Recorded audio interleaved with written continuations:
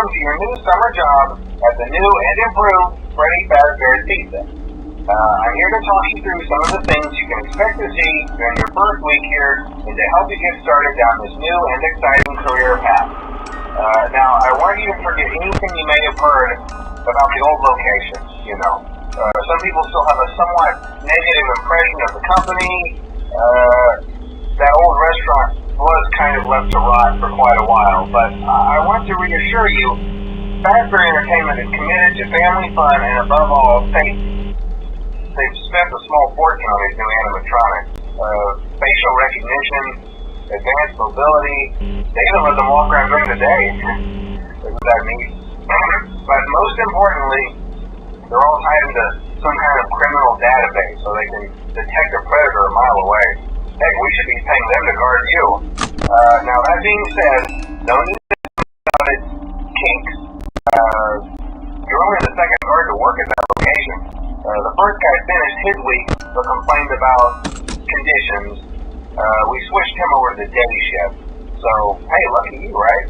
Mainly he expressed concern that certain characters seem to move around at night and even attempted to get into his office. Now, from what we know, that should be impossible. That restaurant should be the safest place on Earth. So while our engineers don't really have an explanation for this, the working theory is that the robots were never given a proper night mode. So when it gets quiet, they think they're in the wrong room.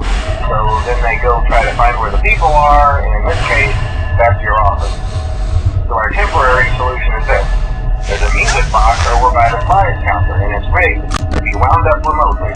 So just every once in a while, switch over to the prize counter video feed and wind it up for a few seconds. It doesn't seem to affect all of the animatronics, but it does affect one of them.